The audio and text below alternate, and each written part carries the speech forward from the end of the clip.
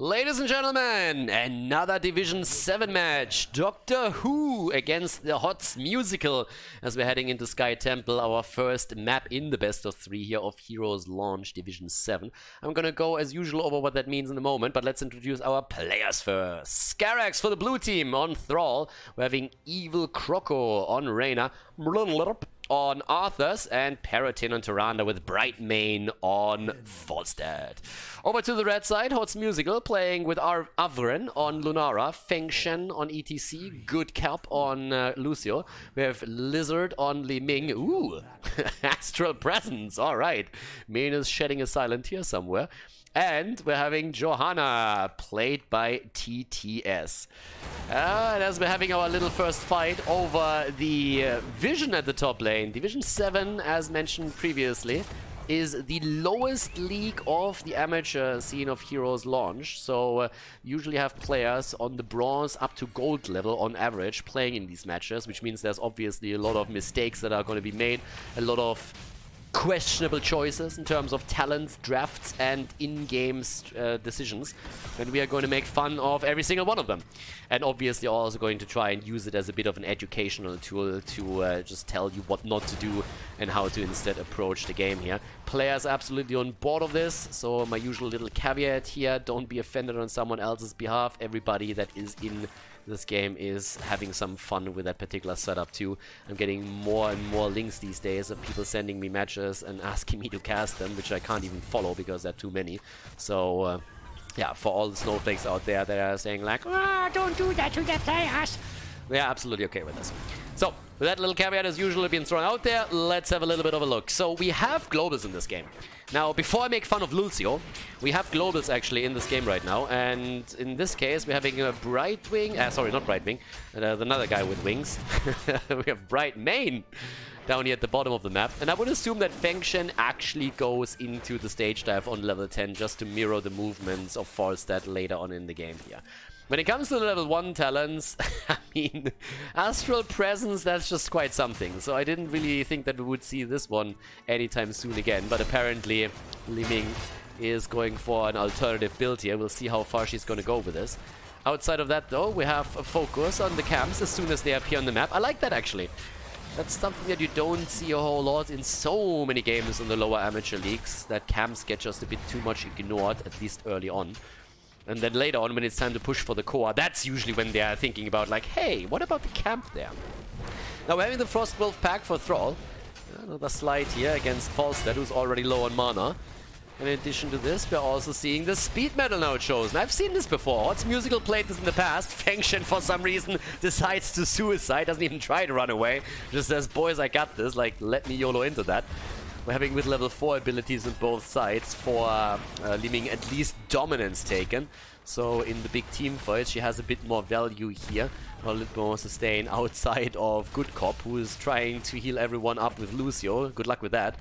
Lucio really just depends on his ult. If he doesn't get a lot out of a good sound barrier, then you are pretty much a lost cause in every single team fight. Again, we're having the immediate attack here with the Sins exposed as that is coming in. Of mana, of course, used for that too. And as we're heading into the team fight, and trying to get the setup here. Starting to stun. Feng Shen in trouble, barely getting out of there as the bird comes in too. And tries to get some value out of his level 4 talent as we're seeing the focus into the Lightning Rod. 2 stacks for Thrall and the full focus from both of the teams into the middle of the map as they're aiming for the first temple. The red team is starting to move towards the top lane. Actually isolating Evil Croco for just a moment, but ETC nearly dying. But Good Cop is actually doing a really nice job here, booping the opponent away and ensuring that ETC doesn't fall a second time. So we're still looking at a single kill in the game. But obviously a pretty big lead on the objective for the blue team, which might result in them moving into the top lane and trying to get some value there too. Thrall now has thrown out a wolf that didn't connect with anything, which means he is reset onto 0 stacks. Falstad flying in, a little bit deep for that. And Bright Mane is starting to suffer the consequences, but hasn't been eliminated yet, and there's a level 7. Great position, honestly, for Doctor Who to move in and try and take them down here. They honestly should be a bit more aggressive. They leave them with the Shrine, and I'm not quite sure why. They had level 7, there was a big lead for them, and it was a pretty solid position there too. Now with level 7 abilities, they're actually heading into Rune Tap for Arthurs. Now, again, if you really think that you can't deal with the activatable, then go Rune Tap. But if you feel that you can pull it off, then it would probably be the better choice to simply go for it here on the level 7 for Arthurs. I can't tell you how happy I am, by the way, that we have Ancestral Wrath on level 7. I've seen so many Division 7 games lately where where Thrall players have tried to go into follow through, and it honestly, it kills me a little bit every single time. Because players on this level are just not able to get value out of follow-through with Thrall, even if they go for a completed Echo of Elements. And even if they do, Ancestral Wrath is just better. So this makes me a happy panda. It really does. So a big shout out here to Scarax as he goes in for that. They're also going in for another connect against ETC and try to get the kill there as they're moving in for him. Feng Shen has been under a lot of pressure in this game, I gotta say. There's a Splintered Spear for Lunara. Oh my god, and what am I looking at? What do my bleeding eyes look at now? Really? No Calamity? What is this? NA? Oh, that hurts. That hurts, that hurts, that hurts. It was already bad enough that we have Astral Presence on level 1, but now we have no Calamity and instead Size Vengeance? Ah! Alright, that's gonna be a tough one. Lizard with a little bit of a weird build here, not going into the Calamity setup, which is just the only talent that you just have to get on Niming. And in addition to that, also Lucio is just running around the entire time here. Camp stolen away on the other hand with the Wingman, and I like that. Also on level 7 we still have the Moonlit Arrows here. I was a little bit weirded out when I see that. Again, level 7, now that Celestial Attunement has been moved away, Khaldor's Resistance is just really, really tempting. And should be an automatic pick in my opinion. Now we are having Falstad for some reason at the bottom of the map. With a global that they have, he should be top lane. Falstad should be here. He's the one with the global. I have no idea why he's currently sitting at the bottom of the map. Someone has to deal with the top or they're going to lose the fort. And he's the one who has the global ability for them.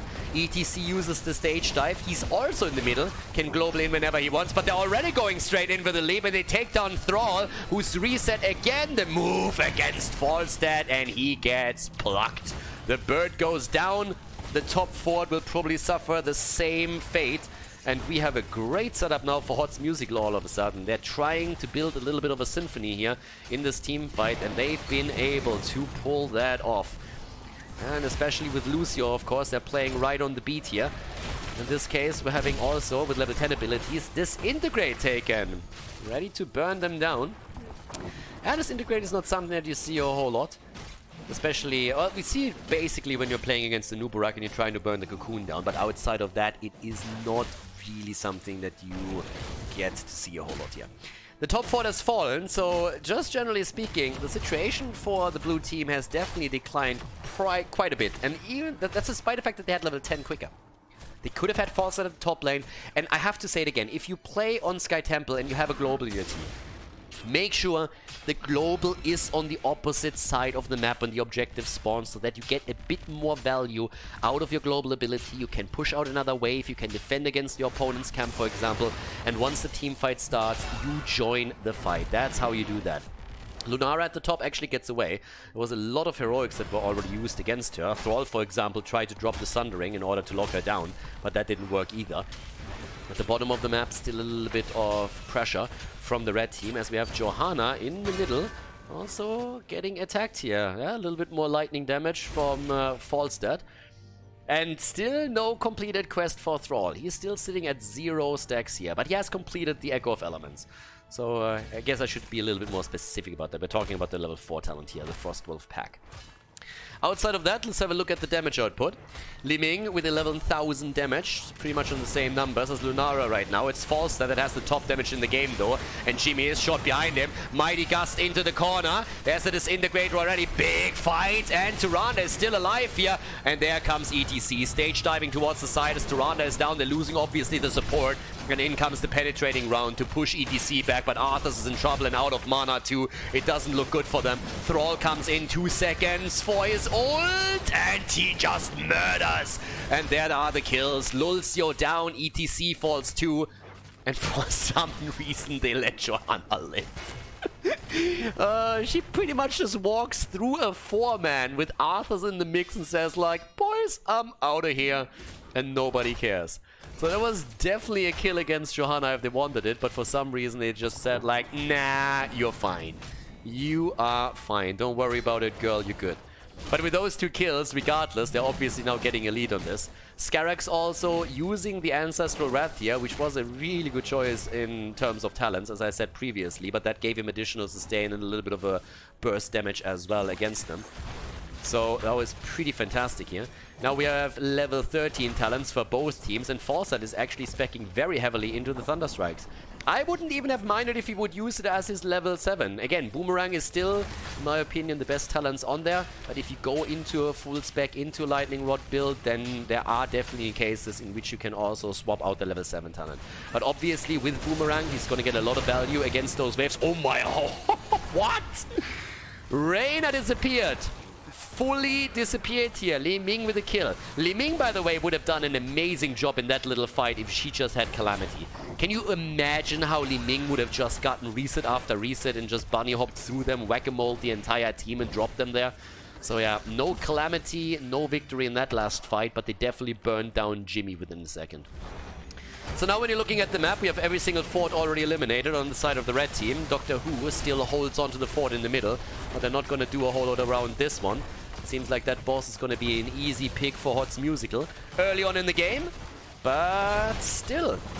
What do we have there? Yeah, they're not sniffing that out. If Fawcett has a Mighty Gust, they might have a chance. Yeah, Thrall has the Sundering, but Tyrande never really dropped an Owl. If she would have scouted this out a bit earlier, they might have made the rotation and tried to delay that fight for the rest of the team to join in. But as it stands, it's now 4 kills against 3. And we have level 14 on both sides. They're trying to take that down as quickly as they can. And the red team doesn't really do a whole lot with it. Now they got the boss, but as you can tell, they're currently just moving with more or less a 4-man towards a mercenary camp at the top lane. I'm not quite sure what that's going to accomplish for you, but hey, by all means. The blue team then again is going to get a free defense on this one and can now then rotate onto the lanes again, especially in the mid lane. They need to have someone present that pushes out the ETC setup. 22,000 damage for Li Ming by now, taking over the top damage in the game here. And we're having 14,000 for Lunara. 0 deaths on her. The only hero that hasn't died on the blue team is, as amazing as it sounds, Arthur's. He was in a lot of situations where he could and should have fallen, but he didn't. Now the fight up at the top here. An attempt to go for ETC. Arthur still sitting tight. There's the leap. Army getting used too. Li Ming on level 16 with another Orb talent as she goes straight into the Arcane Orbit here. Power Slide comes in, and it looks like Arthur's is finally going to bite the dust here. Arthur's down. Falstad still at the bottom of the map. Didn't move in for any of this. And now the blue team is just on the run with Periton on his Tyrande in trouble as the Power Slide comes in, isolates him, and that should be another kill, and indeed it is. 6 kills against 3, 16 talents on both sides. Now a lot of those still not picked. And what? The fuck is that? Dude, go for Afterburn or something like this. Why would you go into that talent? Crippling Hammer? That makes no sense. At least we have Celestial Attunement taken, Paint Them Red too, and we're having the Alpha Wolf. But yeah, not quite sure what Fawcett is doing with this one. I mean, especially considering what he's up against, I would go Afterburn. Now, there's so many other talents that he could have taken with this one, but instead we're going to see another Hammer talent. There's obviously a slow onto Johanna, which helps a little bit, but Arthur's is providing the same thing here. Another Wolf connects. That's 3 stacks now for Thrall, who's sitting by now on... well, a halfway completed quest talent. ETC, that's where ETC has to be. Look at this. This is exactly where Global has to be. Great job by Fengshen. He's the one defending the bot lane. He can always Global in. This is exactly how you play a Global hero right there. And there's the jump. There's the jump into the backline. And that bird goes down. ETC also eliminated. The Blessed Shield came out and trying to protect him, but that was a little bit too late. So with this, we're now having a kill on each side, and it's a 4 versus 4 as we're heading straight into the battle. But down at the bottom of the map, there's still a couple of Siege Giants left as ETC didn't have enough time to clean all of this out. Top lane pressure still there, and the red team is moving away. 7 kills against 4. They are ahead in experience, but they're starting to lose ground on the map with the keep now halfway down. And at the bottom, the Siege Giant still wreaking havoc at that wall. So Johanna is moving into the middle again and is starting to make her little play here. In terms of damage, we have Thrall now on 26,000. Lunara has also taken over in the damage department over Li Ming. I mean, again, if you already go arrow build, then at least go for a little bit of a hybrid arrow, sorry, not arrow build. Then at least go for orbs on level 4, on level 16, and take still Calamity with it. If you show that build to Mane, he's going to claw his eyes out. Tyrande, by the way, hop back. Why? I mean, why? Did you really think she would escape there? I love how Thrall just lost his stacks on the level 4 talent and dropped the Sundering. So they get the kill, but they sacrifice a couple of cooldowns for this one. Despite that, they are still ahead now, or they still have a good position. Thrall is for some reason top lane. Again, that's where the bird is supposed to be. The bird is supposed to be on the off lane, not Thrall. Yes, Thrall is an off laner, but we are in the late game right now, and you have a global. Use the global. Luke, use the global. Exactly the same way that Feng Shen actually does. I mean, it's maybe a little bit of a short jump that he has there, but it's all that he needed. And as we say in Germany, ein gutes Pferd springt nur so hoch wie es muss. So now level 20 is nearly there for Hot's Musical. 7 kills against 5. The next shrine is going to, or the next temple is going to spawn in the middle of the map.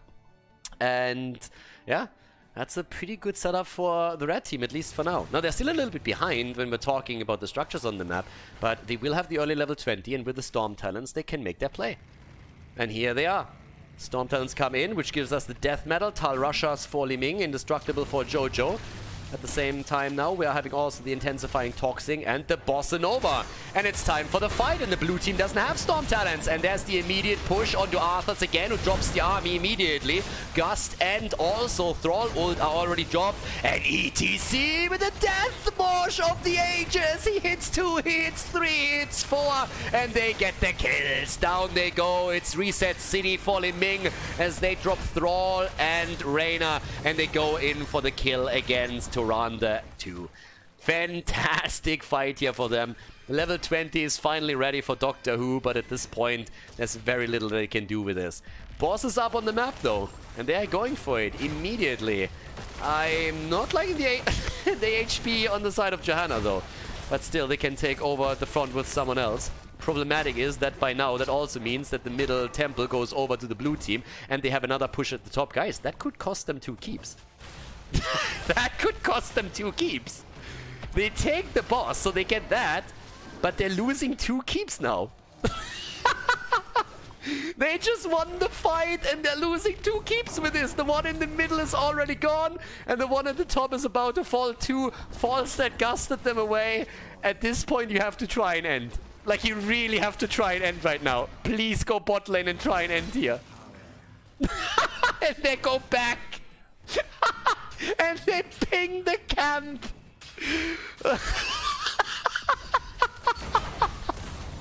They won the team fight, decided to abandon the objective and the top lane, lost 2 keeps because of it, took the boss at the bottom of the map 17 minutes in and didn't even get the wall.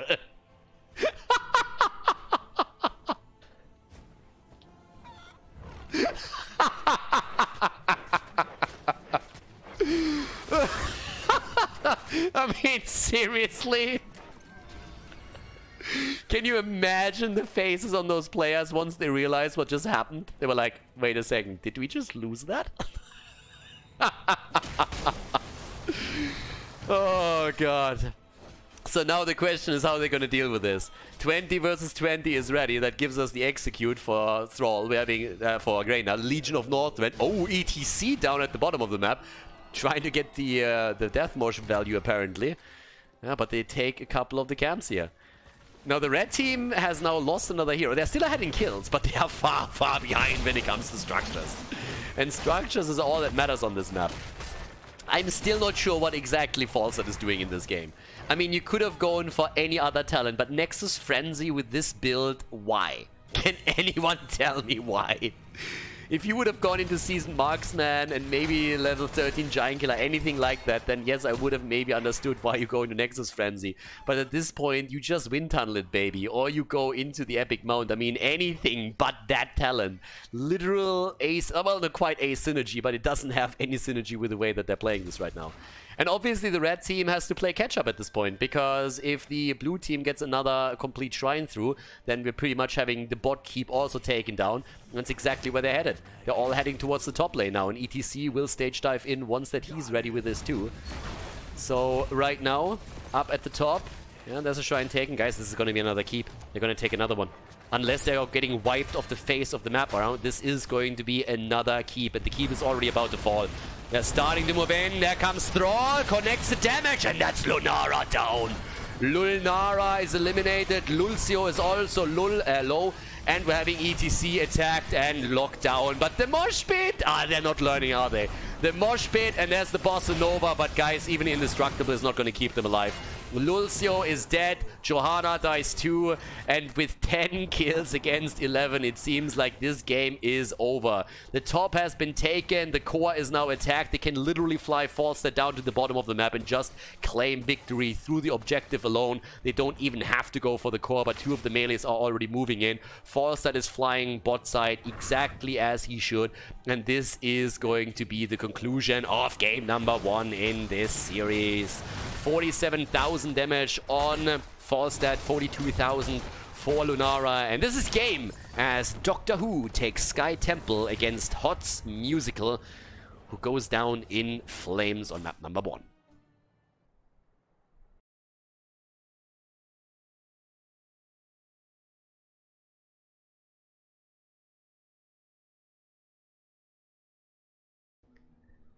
Game number 2, Doctor Who against HOTS Musical. On the left side, in Division 7 on Cursed Hollow, we have Skarax on Gul'dan, Evil Croco on Vala, Mrlp on Stitches, and Perotin on Tirana. I'm really sorry that I don't pronounce the Stitches name correctly, but again, I'm really bad when it comes to, like, I don't speak Murloc.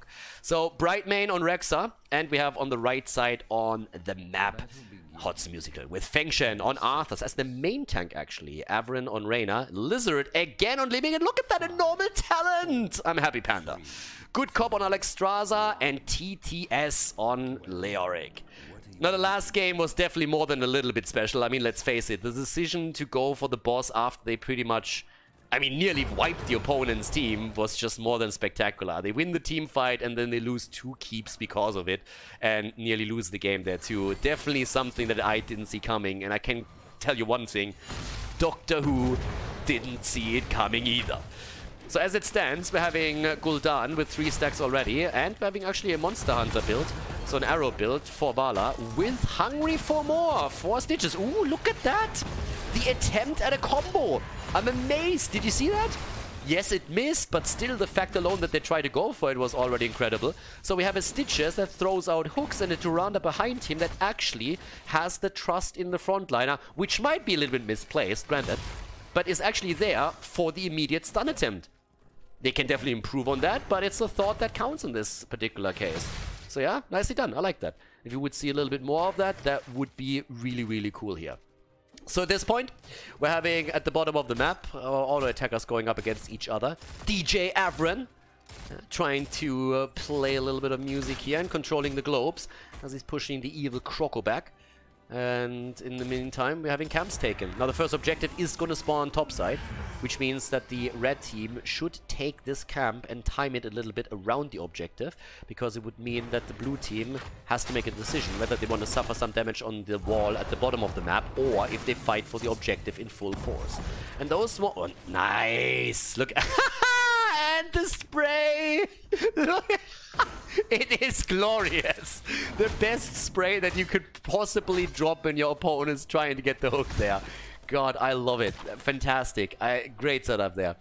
You really gotta admire that. And I hope that we're gonna see more from this throughout the entire game. But that is perfect. That's absolutely perfect. Oh no, you don't! Yeah, the janitor is trying to clean up the top map, but so far it seems to be a little bit more difficult than he probably thought, even with the assistance of Li Ming. Oh my god, that was nearly a kill against Leo. So yeah, the camp has been taken a little bit too early. Yeah, but it doesn't really matter. Okay, here's the rotation. 3 men actually are trying to get the kill in. I'm not quite sure what that's done me to do, but okay. A little bit more sustain with the serrated edge at this point for Stitches.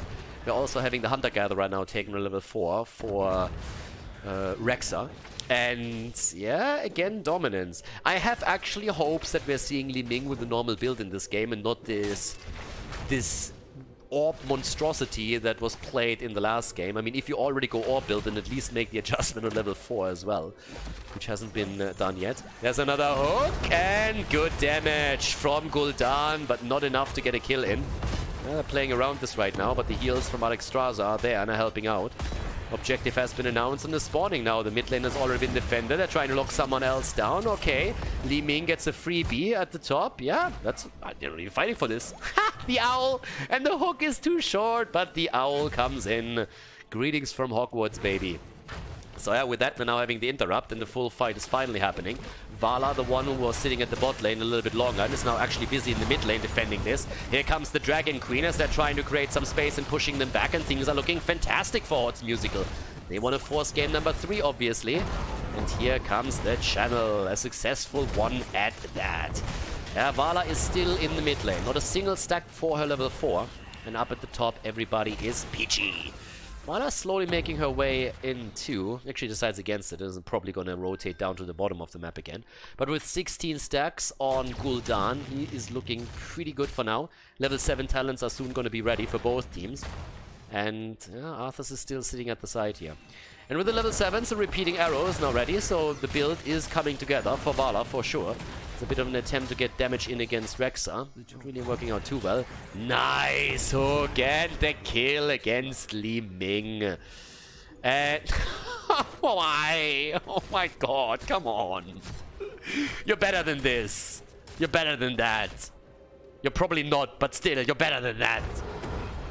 Calamity. It's the only thing that really matters here. So yeah, we have again the orb build. The abomination, and I'm not talking Stitches here, in the game here. Level 7 talents, and well, Icebound Fortitude or Rune Tab, what's it gonna be? There's the channel, and that's a freebie too. So in this case, 1 for 1 on the level, on the objective. No talent yet for Arthas. Yeah, again, Icebound Fortitude is probably the best choice there. In case that you can't really deal with that, then some players still go for Rune Tab. But Icebound Fortitude is pretty amazing. I'm a little bit sad that we... Oh, nice stun. Good follow-up. Good follow-up. And it is Rune Tab. Now, in my personal opinion, Rune Tab is a choice that players make because they say, listen, I am garbage with activatable abilities. It's pretty much the only reason why you would go for this. And it's honestly a reason that I sometimes can understand. It's an advice that I sometimes give to newer players too, when the choice is, do I pick Cleanse or something else? The answer is always, if you are able to get any kind of cleanses out, even if they aren't perfect, then go for Cleanse. If you already know that you're too bad to remember that you have an activatable and you're never going to use it in the entire game, then pick something else there. But obviously the goal has to be eventually to be able to use those activatables and to learn how to use a Cleanse or Icebound Fortitude. In this case, Rune Tab is the choice though. But here comes the attack again. Tenderizer for Stitches. They're trying to get the space here. And here comes Alexstrasza again. It's the dragon, baby. No budget dragon, as we have sometimes with a little sand gnome. But the kill against Leoric as he's activating his trade value. Still the big fight. But level 10 is close. Level 10 is close for the blue team, and they already got the kill against Leo. If they can just interrupt this a little bit longer, and they do, they might be able to get level 10. The problem is that they're dropping Rexa. Rexa is down. There's level 10 finally, and maybe with heroic abilities they can hold this little bit longer. Pudric Bile is taken. Vala with one connect, could get another one, runs into the arrow, gets a connect, gets a second, they're all ready. There's a Horrify, and there we go. They interrupted for as long as they can. That means Rexa is going to be back to business. No level 10 yet for the red team, but a big fight over objective number 3. Tribute number 3. Interrupt! Yes! There we go. But they're actually, even with 5 men back on the map, not able to hold this. Instead, they're starting to take the camp in plain sight. That's one way how you can go about that. Honestly, if I'm the blue team, or if I'm the red team, I'm just going to crush them now. I take Hyperion and Tomb and I just go in and murder them completely. But for some reason they decide against it and instead split onto the lanes. I mean, there is a Horrifying, also at least Vala's ult to be considered, but since Putrid Bile was already used, that would have been more or less a freebie if they would have just gone for it. Instead, we're gonna get Reyna's Raiders, by the way, so no Hyperion either, but that was definitely a bit of an opportunity to just like drop it and say, okay, let's go and take that down. But yeah, with this happening, we have 3 kills against 1 at this point. We're also having the camp taken just as the objective spawns, and the defense in the middle. So both of them really working well together. 14 stacks for Stitches for the Hungry for More, which means that he's sitting at 420 additional hit points on the hit point pool. 29 stacks for Gul'dan. Jimmy is still at the bottom of the map, a little bit slow here with the rotation. And that might come back to bite them, to be absolutely honest with you. But here's the Boars unleashed. They're not really connecting with a whole lot, so that was an ult that was thrown out maybe a little bit too soon. That's a nice lockdown against Feng Shen, but a good ult from Alexstrasza keeps him alive. But Vala again with a Rain of Vengeance and the kill against Leoric, and they might get the second one against Arthas as well. Arthur's down, another attempt to go for Jimmy, and Reyna is dead. An easy triple kill for the blue team as they are going for the next objective. And they can go for an easy boss now too.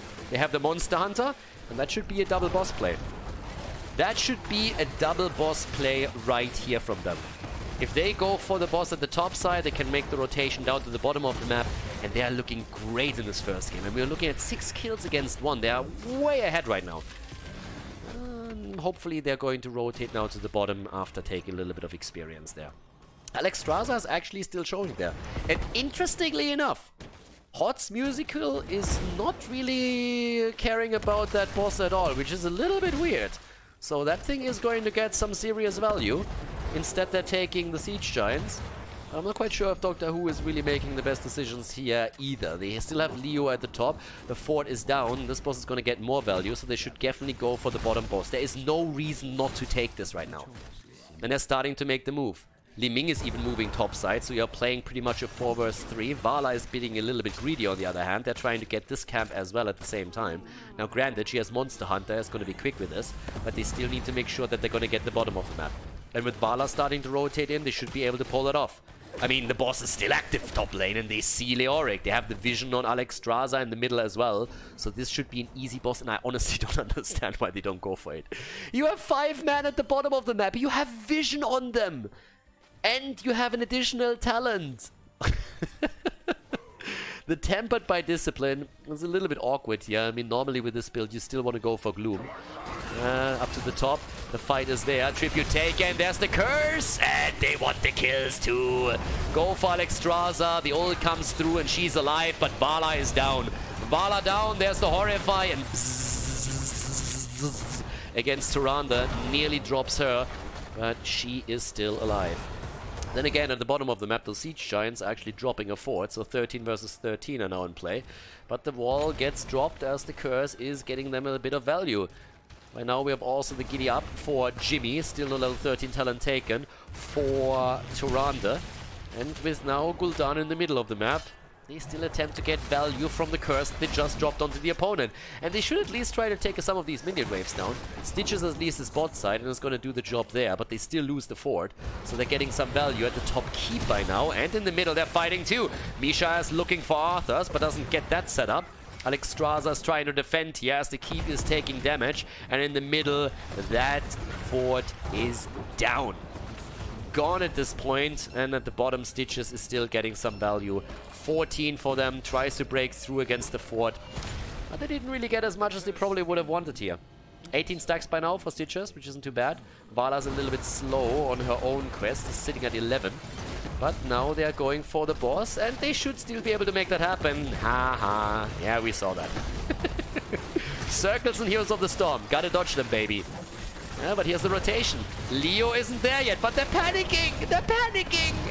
Here comes the ult. They go for the boss. Oh, and the kill against Khaldor. And the laser show starts and the resets are in. Triple kill, and they're looking for more. Stitches goes down too. And if Tyrande falls, and indeed she does, it's a 5-man team wipe. Nicely done by Hot's Musical. They are on their way to a comeback here. Actually, they've already started the comeback with them now taking an entire level lead over the opponent. You can make that play, but you really need someone to just zone the opponent out, focus properly on the boss, but they were panicking. They were all over the place. Some were attacking the opponent, some were attacking the boss. There was no proper call being made, and that's an issue. I don't understand what that is, though. You have a keep up for the taking. Leo moved towards the top, the rest is trying to take a camp, and the boss is saying like, guys, we can kill the keep! We can kill the keep! And nobody cares. Level 16 is ready for them. They have the lead in talents, and all they get is a wall. Solid decision making, as we've seen in the last game too. Gul'dan, by the way, with a dark bargain right here. It's a bit of a weird talent. It's honestly a very, very tricky talent to take too, if you think about it. I mean, if you're getting dropped with this, then you know you're in trouble. You're out for a long, long time. Li Ming hasn't really learned her lesson from the last game yet either, so we have this interesting build again, with the only exception being the level 1 talent that was adjusted. There's a potential kill against Gul'dan. Where's the entombment? You need it! And they get a kill without it. Yeah! Fatso is down. If he would do a little bit of slim fast, maybe a little bit more cardio, he might have been able to move through that little gap, but as that's not the case, that was an easy body block for them. I mean, he's an Asmodan, but still, I mean, come on, dude, you're better than that. Blue team is getting cursed here. Feng Shen also sitting tight. Bot lane, obviously now with a massive, massive push against the keep. And they could go for the push there, but instead they're murdering the mid lane right now. I wouldn't even bother with a fort. I would go straight for the keep if I was them, to be absolutely honest. Because you force a reaction out of your opponent, your fort is going to fall to the minions anyways. And in the meantime, your opponent has to deal with the bot lane, which they now already did. And therefore, they can set up a defense in the mid lane. So Leo moving towards the top at least guarantees them additional experience that are going to be granted here. But it's a 4 versus 5 in the middle of the map, and with a hook that we saw against Arthur's, it means that he is dead regardless. Manticore taken for Vala now. So again, no seething hatred here. With an arrow build, definitely a talent that you could take, maybe should take. But if you feel you have a lot of targets at your opponent's front line, then Manticore is always going to give good damage. Celestial Attunement and a fishing hook right there. Now, with the damage output, 39,000 for Gul'dan, we're seeing actually 30,000 for Li Ming. Top 4 is about to be dropped too, but this game is all over the place again. 8 kills against 7, nearly a level lead still for Hot's Musical. Which means that level 20 talents are still a little bit farther away. Yeah, boss is up at the top side, and they actually could go for it. There's camps on the map, Vala is at the bottom, trying to get one. And here they go, trying to go for the Siege Giant camp first, which they're definitely going to accomplish. The question is just what's going to happen around the boss. We saw one attempted throw pit already. That would be a big fight here, and everybody is starting to home in on it. It's a trap! Bush tactics right here. Is anybody going to fall for this? This should be a hook, honestly. Stitches should hook that. I mean, at this point, if you know they're somewhere, where will they be? That should be a hook right there.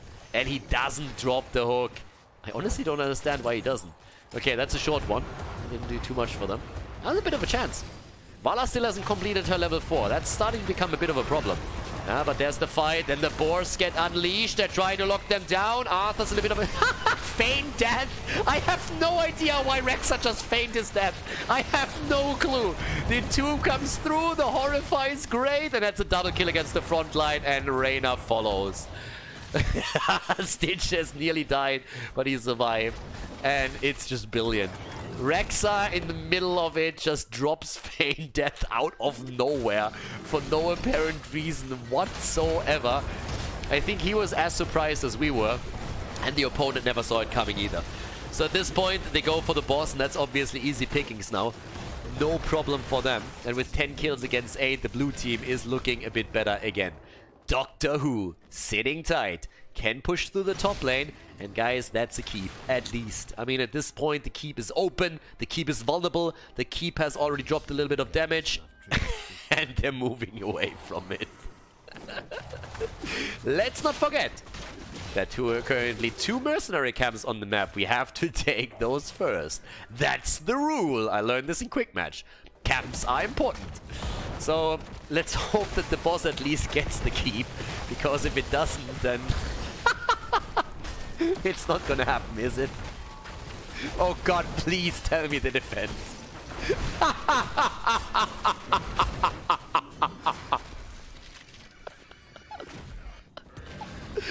Oh, this is too good to be true.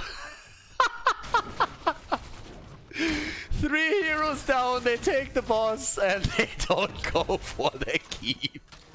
But they got the second boss at the bottom of the map, so that's at least something. One camp at a time, boys. One camp at a time. Level 20 abilities. They are ready now. And with that, we're getting Rancor. We're also having Haunt. Plus, in addition to that, the Shooting Star. Stitches goes for the Potent Bile. And the Hungry for More is sitting on 27, which means he's only 3 stacks away from getting the 10% movement speed advantage over the 5. Hook is missing. And they're going to try and push with the boss this time. They have the level 20 talent, so still a massive lead for the blue team here. But let's see what they can do with that. Can they take down the keep at the bottom of the map? At least. Top lane is also pushing thanks to the catapults that they have there. Question is just for how long. There's the setup. Boss is nearly down. Horrify is good. Is it good enough though? Yes, it is. They get a kill. They get 2. And with that, they might be able to get even a bit more. But good cop with the dragon. Once again, there's the stun on the other hand. Where is that setup when you need it? Kill against Misha? No, not quite. 20 is nearly in play for Hot's Musical. Oh, a hook against Living, and she gets away. Barely, but she does. And once again, Alexstrasza just pushing them back. Go! Alex survives. But the keep at the bot lane is now up for grabs, and they are pushing in for it. 3 heroes still ready, trying to make sure that at least the core survives. With 20 on both sides now, we're having additional talents in play with the Ritual of Life here now too. And they're going for the core. Uh-oh, I'm not sure if they can actually pull that off. Leo is back, buried alive. He didn't pick it yet. Didn't pick the buried alive. Where is it? Still no choice on Leo. There we have it. Buried alive has been chosen. The hook against Jimmy, and he's down. And Leo comes in, goes for the damage reduction, gets the buried alive through. The core is falling. 92% in the middle is getting attacked from the minion wave. But Tyrande is dead, and they're pushing them away from the core. They're holding for now. 18 stacks for Vala. 20 minutes into the game, and she hasn't completed her level 4 talent yet. Ooh, alright. Camps all over the place once more, but they go for the objective. First tribute for them. Not so bad. Where's the damage at? Damage is currently sitting at 48,000 for leaving 70,000 for Gul'dan though. He is dropping the numbers in this game. The blue team hasn't won it yet. 13 kills against 9. They are ahead with the demolition of the keep at the bottom. But at the same time, they should have won this game already 3 times over. The interesting part that the only hero that hasn't died yet is on the side of Hot's Musical. Alexstrasza hasn't fallen yet. And now with the camps taken, we're having the teams pushing again. This time it's the top lane that is getting eyed on by Doctor Who. But when's the next fight? The bosses are not going to be up for another minute, so the top lane might be a bit of a focus point.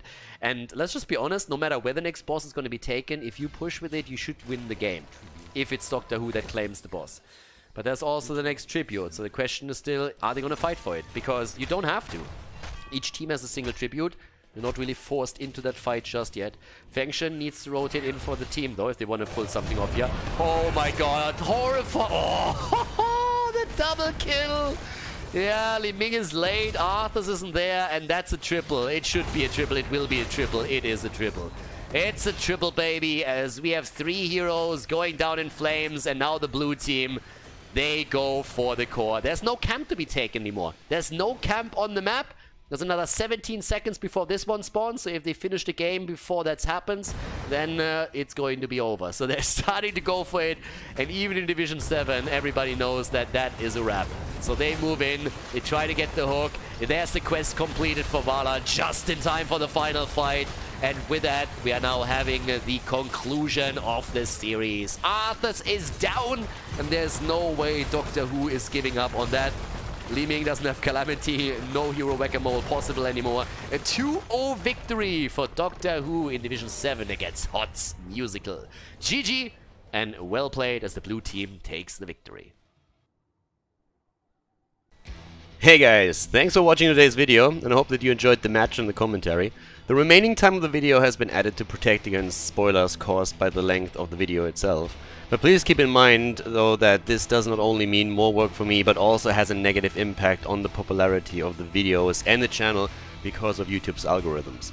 It would be greatly appreciated if you'd consider supporting the channel and help me to continue the daily esports coverage by clicking the join button below the video or supporting me through the Patreon page linked in the video description. Thanks a lot for the support and see you guys next time.